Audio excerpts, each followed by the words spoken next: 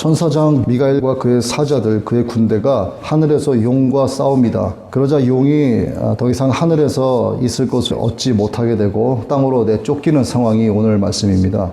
이제 더 이상 예수 그리스도의 구속사역을 방해할 수 없는 것은 물론이고 하나님 앞에서 인간을 참소할 만한 어떤 근거도 얻지 못하게 되는 거죠. 나중은 완전히 패배하게 될 것이다 하는 것을 하늘에서 내쫓긴 용의 모습을 보고 충분히 짐작을 할 수 있게 됩니다. 오늘 이 내용을 우리가 보다 깊이 한번 고찰해보는 그런 시간을 갖겠습니다. 지난주에 말씀 나누었는데 1절에서 6절 용은 메시아의 탄생 그리고 구속사역을 방해하고 도전하는 장면이 나왔었죠. 그런데 결국 패배하고 맙니다. 여자를 삼키지도 못했고 아이는 하늘로 올라갔습니다. 예수님은 계획대로 성육신을 하셨죠. 2000년 전에. 그리고 죄인들을 위해서 대속의 죽음을 죽으시고 부활 승천하셨고 새 이스라엘과 새 언약을 세우셨습니다. 제자들이 성령의 충만함으로 성령의 바람을 타고 복음을 전하기 시작을 했고 초대교회가 생겨나서 오늘의 기독교가 이르게 되었습니다. 한 차례 크게 패배를 했었던 용이었어요. 예수님께서 사망 권세를 이기시고 부활하신 것 자체, 이 자체가 벌써 용은 한 차례 크게 패배한 것과 다름이 없는 겁니다. 그리고 나서 용은 이 12장 7절에서 우리가 읽은 17절까지의 말씀 사이에서 하늘에서 2차 도전을 시작을 하는 거죠.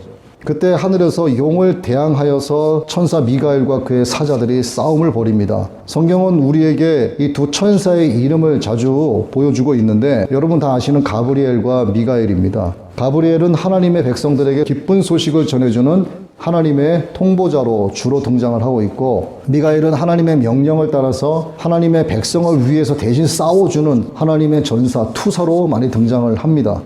유다서에 등장하는 천사장 미가엘은 모세의 시체에 관해서 마귀와 다투기도 했었어요. 또 다니엘서 10장 13절 이하 그리고 11장 1절에서는 이스라엘 백성을 위해서 사단의 군주들과 싸우기도 했었습니다. 이렇게 미가엘은 항상 하나님의 목적과 하나님의 이익을 위한 투사로 등장을 했고 오늘 말씀에서도 용과 그의 사자들과 함께 미가엘이 싸우는 그런 장면이 나오고 있는 겁니다. 용의 입장에서는 두 번째 참패라고 할 수가 있죠. 예수님께서 사망 권세 이기시고 죽음에서 부활하시고 이때 용이 한번 크게 참패를 당했었고 오늘 미가엘과 싸우다가 결국 하늘에서 있을 것을 얻지 못하고 쫓겨남으로써 크게 두 번째 패배하는 장면이 나오게 됩니다. 이 쫓겨난 용의 이름이 말씀에 보면 옛 뱀이다, 또 마귀다, 또 뭐 사탄 이렇게 나오는데 이거는 이 사탄의 세 가지의 기능을 의미한다고 볼 수가 있습니다. 굳이 의미를 붙이자면 세 가지의 기능이 있다. 세 가지의 악한 사단의 속성이다. 이렇게도 볼 수가 있어요. 옛뱀이라고 하는 것은 최초의 인류를 미혹한 뱀, 하와를 미혹해서 선악과를 따먹게 한 그렇게 이제 미혹해 하는 자로 등장을 창세기 3장에서 하게 되는데 오늘 본문 19절에도 이 용은 천하를 꿰는 자, 미혹하는 자로 등장을 하고 있습니다. 사탄은 어디에서고 하나님의 백성을 미혹하는데 앞장서는 놈이죠. 사탄의 본질 자체가 하나님을 떠나게 만드는 것이기 때문이죠. 어떻게 해서든 꿰고 미혹하고 유혹해서 하나님을 떠나게 만드는 것. 시험에 들게 해서 하나님을 떠나게 만들고 분쟁하고 분열을 조장시켜서 교회를 떠나게 만드는 것. 이 천하를 돌아다니면서 하나님의 자녀들을 계속 꿰서 결국 배도하게 만들고 배교하게 만드는 역할을 하는 것이 사탄이죠. 이 마귀는 인간의 지능을 초월합니다. 이 마귀가 인간 지능보다 못할 거다라고 생각하면 이건 잘못된 생각이에요. 생각하지도 않은 일로 사람을 무너뜨리고 뭐 남 생각할 것도 없이 나 자신을 생각해 보면 알죠. 영적 혼미함 속에 빠지게 하죠. 나는 마귀에 절대로 넘어가지 않는다 이렇게 생각하는 분들이 있을 수도 있어요. 그런데 그렇게 생각하는 것 자체가 벌써 마귀에게 반은 넘어간 것과 똑같습니다. 이게 자신을 맹신하는 것이기 때문이에요. 하나님을 믿지 않고 나 자신을 믿는 겁니다. 이것은 믿음이 아니고 내 안에 있는 내 자아를 믿는 신념에 불과한 거예요. 이건 마귀가 좋아하는 거거든요. 그래서 성도는 어디서 치고 들어올지 모르는 옛 뱀의 유혹에 넘어가지 않도록 영의 귀를 열고 영의 눈을 뜨고 정신 정말 바짝 차려야 됩니다.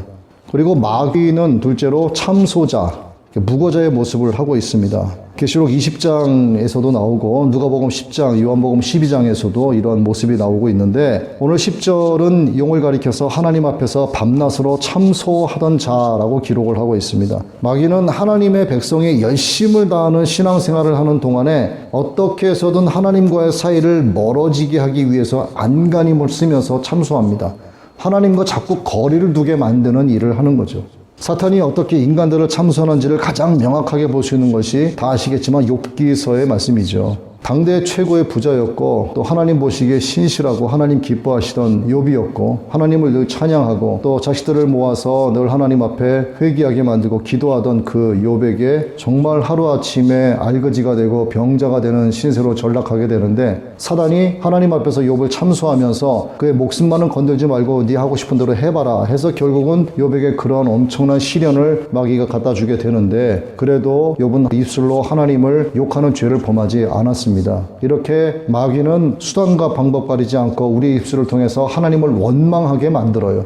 우리가 어떤 상황에 도래가 됐을 때 장난으로라도 하나님을 원망한다. 하나님이 왜 이렇게 하시지 하는 그런 이야기들을 해서는 안 되는 거예요. 하나님은 농담의 대상이 아닙니다. 경외의 대상이고 경배받으실 분이시지 우리가 농담이나 해서는 안 되는 거예요. 그리고 세 번째, 옛 뱀으로 우리를 미혹하고 마귀로 우리를 참소하던 이 용은 결국은 하나님의 대적자요 반역자에 불과한 겁니다. 마귀도 피조물이거든요. 창조자가 아닙니다. 결국 지옥 불못에 던져지기까지 사단은 사단의 본성에 충실하고 있는 겁니다. 하나님을 대항하여 싸우고 성도들에게 믿음의 역기능이 일어나게 하는 거죠. 또 성도들 사이에서도 분쟁이 일어나게 하고 결국 교회 분쟁과 분열을 가져오게 합니다. 현재 이 나라에서 교회가 겪는 여러 사태의 배경이 무엇일까? 이걸 생각해 보면 사단의 행태를 알 수가 있어요. 교회를 어지럽혀서 많은 교인들을 시험에 들게 만들고 있고 또 여러 성격으로 세상과 맞서 고소고발하게 만들고 있고 분쟁과 분열을 조장해서 결국은 하나님을 떠나게 만들고 있습니다.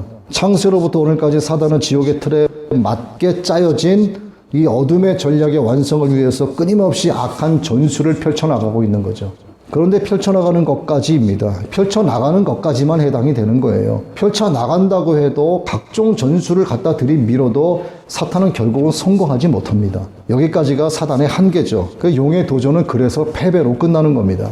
예수 그리스도의 공생애를 막으려던 사단이 패배를 했었고 하늘에서 미가엘과 싸우던 용이 패배를 했으면서도 이제는 이 땅에 남은 교회를 핍박하려고 하는 시도를 하게 되는 거죠.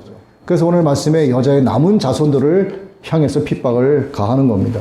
하나님을 반역하고 대항하여 싸우는 것 자체가 무모하고 어리석은 짓임에도 불구하고 자기가 하나님처럼 될 수 있다는 망상을 버리지 못하는 겁니다. 그래서 사탄은 헛된 망상과 미워하는 마음 그 자체가 되는 거죠. 사단의 모습이 사람들에게서 나타납니다. 떡줄 넘은 생각도 안 하는데 동치미 국물부터 마시는 것도 헛된 망상이고 조금 더 성공하면 행복해질 거라고 하는 생각도 헛된 망상입니다. 마음에 전혀 만족감이라는 건 있을 수가 없는 거죠. 하나님으로부터 찾지 않게 하고 세상을 자꾸 뒤적거리게 만드는 모든 것이 헛된 것이고 가랑비에 옷 젖듯이 사단이 끊임없이 이런 헛된 망상들을 제공을 하고 있어요. 전도서 기자는 이것에 대해서 오중에 헛되다라고 이야기하지 않습니까? 역사적인 인물로 소개가 과거에 됐었고 그 사람이 과거에 어떤 일을 했다고 해도 똑같습니다. 그런데 살아있는 동안 하나님의 영광을 위하여 하고 하나님을 찬양하기 위해서 하고 복음을 전하기 위해서 행했던 모든 것들은 결코 헛되지 않아요. 이러한 것들도 인간의 역사로 봤을 때 역사 속에 다 묻어져 갈 것만 같지만 하나님의 영광을 위해서 모든 동기와 목적이 하나님 나라를 위해서 한 것은 세상에서는 시간이 지나면서 덮어질지 몰라도 우리가 이 땅에 살면서 행했던 모든 것들이 하나님께서 우리에게 상급으로 주시기 때문에 결코 지워지지 않고 영원히 기억되게 되는 것입니다. 그래서 사단 마귀의 속성이 내 안에서 꿈틀거리게 하고 활동하게 해서는 안 되는 겁니다. 만일 그렇게 된다면 하나님을 대적하는 용과 다를 바 없는 속성을 가진 자가 되는 거예요. 사단의 속성, 헛된 망상을 꿈꾸는 거, 하나님을 대적하면 내가 이길 수 있을 것 같다라고 하는 그런 어리석은 교만에서 비롯된 것이 사람 마음에 있게 되면 사단의 속성이 사람 마음에 있게 되는 거예요. 용이 하늘에서 쫓겨난 것처럼 하나님 나라에 들어갈 수 없는 결국 갈 곳이라고는 지옥 불못에 던져지는 것밖에 남아있지 않은 비참한 인생의 종말을 사단처럼 맞이하게 되는 겁니다. 천국과 지옥을 하나님이 만드셨어요. 천국은 가까운 곳에 있습니다. 지옥은 땅 밑에 있어요. 그러면 지옥을 사람을 위해서 만드셨는가? 아닙니다. 지옥은 사람을 위해서 만든 게 아니고 마귀를 위해서 만든 거예요. 근데 마귀가 지 혼자 가기 싫어서 같이 가기 위해서 하나님의 자녀들을 자기 편으로 자꾸 끌어당기는 겁니다. 그게 끌려가면 안 되는 거죠.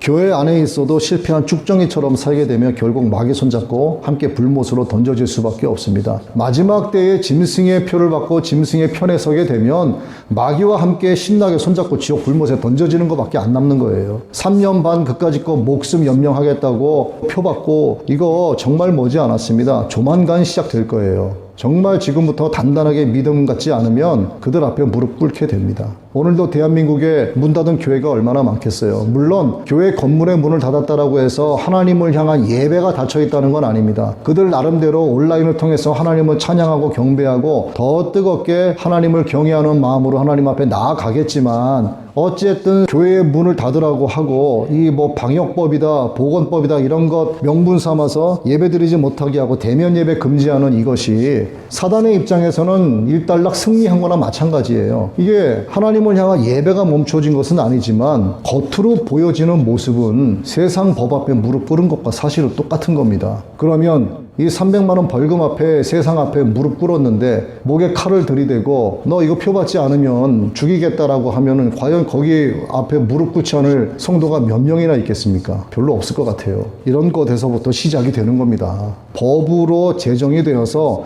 법으로 강제화하는 거예요. 그리고 달콤한 명분을 내세워서 미혹을 하는 겁니다. 여기에 넘어가면 표 받는 건 아무것도 아니에요. 너도 나도 다 손 내밀고 표 받게 돼 있어요.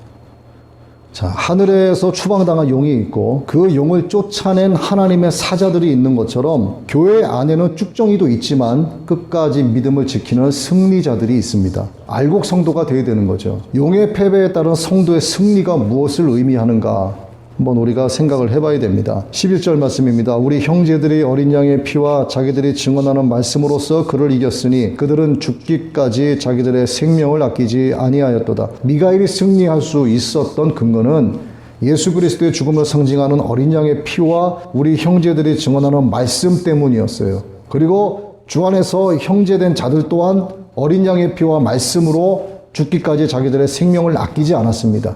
예수 그리스도의 보혈이 있어야 되는 것이고 하나님의 말씀이 있어야 되는 거예요. 그래야지만 이길 수 있다, 승리할 수 있다가 되는 겁니다. 이건 주님을 향한 성도의 충성을 나타내는 것이죠. 그런데 이 충성은 승리를 위한 단순한 도구로서의 충성이 아니라 승리를 위한 비결로서의 충성이 되어야 되는 겁니다. 이렇게 예수 그리스도의 승리가 교회의 승리로 고스란히 이어진다는 것은 사단의 완전한 패배를 가리킬 뿐만 아니라 철장으로 만국을 다스릴 그리스도의 권세가 이 땅에 영원히 도래된다는 것을 의미하는 것입니다. 그렇다면 성도들의 충성이 승리를 위한 비결로서의 충성이라면 이 비결은 무엇으로 말미암는가? 그것은 복음이라고 하는 대원리를 인식하고 받아들이고 지키는 데서 시작이 되는 것이고 그 복음이 생명이라는 사실을 삶에서 증거로 나타내는 일로 완성이 되는 거예요. 이 완성이 승리를 위한 비결로서의 충성으로 이어지는 겁니다. 예수 그리스도께서 대속의 사역을 이루셨다고 해도 성도가 이에 대해서 충성스러운 증인이 되지 못하면 그 당사자는 사단을 이기지 못한 채 패배자로 남게 되는 거죠. 왜? 그의 마음 가운데 예수 그리스도로 씻음받은 거듭남이 없고 또 거듭남이 없기 때문에 하나님의 말씀에 대한 갈급함이 없게 되는 거죠. 충성을 다 하려고 해도 충성을 할 수 있는 근거가 없는 겁니다. 그의 마음 가운데. 그런데 피 흘리신 예수 그리스도, 어린 양 예수 그리스도를 믿고 그 믿는 바를 삶에서 증거하면서 죽기까지 충성을 다하는 성도는 끊임없이 미혹하고 중상모략하는 참수하는 용을 패배시키고 영원한 삶을 누릴 수 있게 된다고 성경은 말씀을 하고 있습니다. 하늘에서 추방당하는 용은 이 한 번의 추방으로 끝나지 않아요. 용이 하늘에서 추방당한 것이 이게 한 번이 아니고 앞으로 계속 사단에게는 철저한 패배만이 남게 됩니다. 하늘의 전쟁에서 패한 용은 땅으로 일단 내어 쫓기죠. 이게 요한계시록에서 나오는 첫 번째 추방이라고 볼 수가 있습니다. 그리고 두 번째 추방은 땅에서 무적행으로 던져지는 것이에요. 계시록 20장 3절에 나오고 세 번째 마지막 추방은 무적행에서 다시 지옥 불못으로 던져지는 겁니다. 계시록 20장 10절의 말씀. 이렇게 사단을 추방당하는 것이 그게 세 가지로 남는다면 하늘에서 추방당하는 것, 무적행으로 던져지는 것, 마지막 불못으로 던져지는 것입니다. 그런데 사단의 편에 서게 되면 마귀와 함께 동행을 하게 되는 거죠. 이게 무시무시한 겁니다. 하늘의 전쟁에서 패배한 용이 하늘에서 쫓겨나 땅으로 내려왔다는 것은 적그리스도의 반대편에 선 성도들에게 박해가 주어지게 될 것이라는 것을 암시하는 겁니다. 비록 용이 하늘에서 쫓겨나면서 공중 권세를 잃었지만 지상에서는 한시적으로 부여받은 권세를 아직까지 갖고 있기 때문입니다. 그 박해는 살아있는 사람이라면 피할 수 없는 제도적 박해가 될 겁니다. 틀림없이 그렇게 돼요. 악법도 법이라는 논리를 반드시 적용시켜요. 그런데 악법은 법이 아니라 범죄입니다. 그것은. 세상에서 나오는 악법은요, 거의 성경을 대적하고 있습니다. 그래서 악법은 법이 아니라 범죄입니다. 분명히 말씀드리지만 성경에 반하는 악법은 법이 아니라 죄악이다. 이러한 악법 앞에서는 무릎 꿇지 말아야 됩니다. 이에 대한 결과가 혹독할 수 있어요. 그런데 그렇게 하는 나의 동기와 목적이 믿음 안에서 흔들림이 없다면 세상과 타협하는 음료의 길을 가서는 안 되는 거죠. 내 목적과 내가 이렇게 하는 동기가 하나님 말씀을 근거로 하면 되는 거예요. 과연 이것을 하나님이 기뻐하시는가? 하나님이 기뻐하시는 일이고 이게 내 믿음이라면 세상과 타협해서는 안 되는 거죠. 우리 형제들이 어린 양의 피와 자기들이 증언하는 말씀으로서 죽기까지 자기들의 생명을 아끼지 아니한 것처럼 이 말씀에 나오는 형제들뿐만이 아니라 오늘 이 땅에 살고 있는 우리 믿음의 형제 자매들도 이와 같이 해야 된다는 겁니다. 그래야만 믿음의 실상이 되는 영원한 승리를 얻게 된다는 거죠. 다시 말씀드리지만 사단은 자기가 마지막으로 발악할 곳이 이 땅밖에 없다는 것과 자기의 시간이 제한되어 있다는 것을 알기 때문에 전력을 다해서 악한 활동을 하게 됩니다. 그러나 성도들은 겁에 질리거나 그 포악함에 무릎 꿇을 필요가 없습니다. 이미 용은 미가엘에게 패배한 존재이고 반면에 교회는 그리스도 안에서 이긴 자가 되어서 승리에 동참을 하고 있기 때문입니다. 그래서 우리는 본문에 나타난 세상 끝날까지 계속될 선악간의 투쟁을 상징하는 하늘의 전쟁을 통해서 이 전쟁이 미치는 영향을 몇 가지로 정리해 볼 수가 있습니다. 첫째는 미가엘의 승리함으로써 하나님의 능력과 그리스도를 통해 이루어질 구원이 재천명된 것이고 이로써 성도들의 심령 가운데 하나님의 통치가 실현될 것이다 하는 것이 확증되었다는 겁니다. 그리고 두 번째는 땅으로 쫓겨난 용으로부터 주어지는 마지막 환난을 통과하는 성도들에게는 최후의 승리가 영원히 보장된다는 사실입니다. 세 번째는 사단의 최후는 돌이킬 수 없는 영원한 멸망뿐이라는 사실입니다. 어떠한 소망, 어떠한 희망도 없죠. 이상 이러한 것들이 우리에게 문자적 의미가 아닌 삶에서 나타나는 거룩한 승리의 실제가 되어야 합니다. 그래서 우리가 삶에서도 영적 싸움에서 계속 승리를 해 나가야 되는 것이고 그래야지만 영원한 승리에 갈 수 있는 것이지 살다 보면은 영적 싸움에서 실패할 수 있겠지만 이것이 계속 반복이 돼서 무뎌지게 되면 결국 영적으로 패배하는 것이 아무렇지도 않게 느껴지는 거예요. 그러면 그 사람은 영원한 승리에 동참하는 것은 어려울 수도 있습니다. 이제 12절 말씀을 보면 그러므로 하늘과 그 가운데 거하는 자들은 즐거워하라. 그러나 땅과 바다는 화 있을진저 이는 마귀가 자기의 때가 얼마 남지 않은 줄 알므로 크게 분내어 너희에게 내려갔음이라 하더라. 이 12절에서 땅과 바다는 화가 있을 것이다 이렇게 경고를 합니다. 그리고 13절 이하는 사탄의 격분된 진노로 여자 곧 교회와 성도들이 겪게 될 재난과 역경을 묘사하고 있습니다. 사탄이 큰 혼란을 이 세상에 일으킬 것이다 하는 것을 말씀하고 있는 거죠. 그러나 본문이 용과의 전쟁과 용의 발악 자체에 초점을 두지 않고 용의 패배에 그 주안점을 두고 있다는 사실에 주목을 해야 돼요. 여자는 본장 시작에서부터 사단의 박해를 받을 대상이었습니다. 그러나 큰 독수리의 두 날개를 받아 광야 자기 곳으로 날아가게 되어서 하나님의 도우심으로 박해를 피하게 됩니다.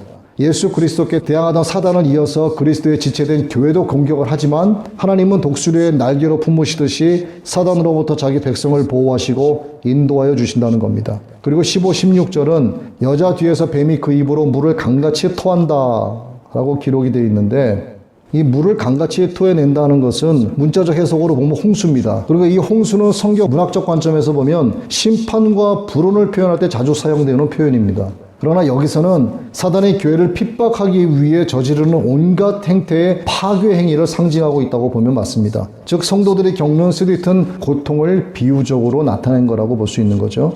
그러나 여기 16절에 들어서 땅이 여자를 도와서 그 입을 벌려 용의 입에서 토한 강물을 다 삼켜버렸습니다.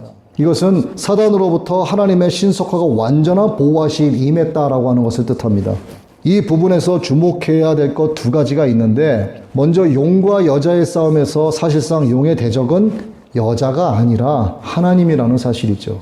용은 여자를 공격하지만 하나님께서 여인을 피신시키셨고, 또 용이 여자를 삼키려고 했지만 하나님께서 땅으로 하여금 여자를 돕게 하셨습니다. 결국 용은 하나님의 진리를 훼손하는 것을 목적으로 두고 있다는 겁니다. 진리의 훼손이 목적인 거예요. 우리 교회들이 진리 안에서 자유를 누리지 못하게 하려는 것입니다. 그래서 가짜 진리를, 그래서 유사 진리를 내세워서 미혹을 일삼는 것이죠. 다음은 비록 시간적으로 제한을 받고 있긴 하지만 사탄은 결코 자신의 싸움을 포기하지 않는다는 사실입니다.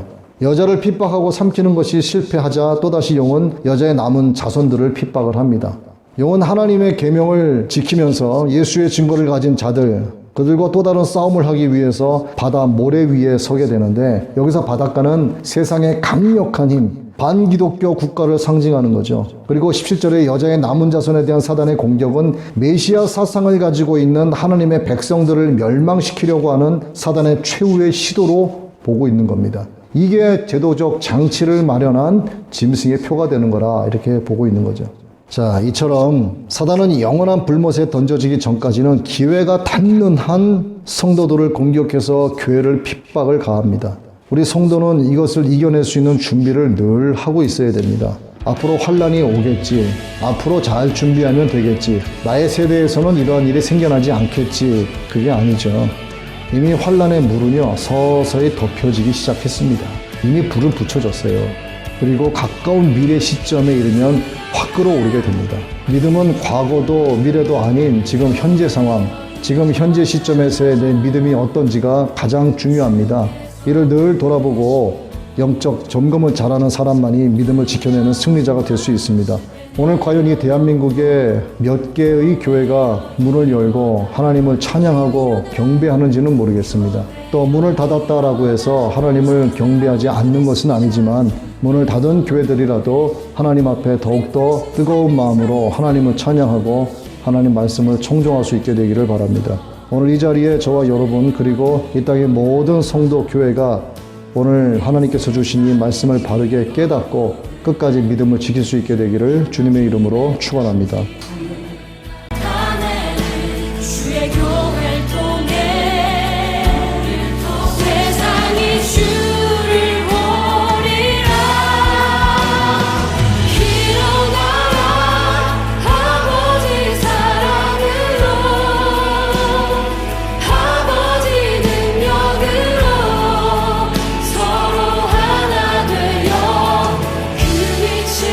비추라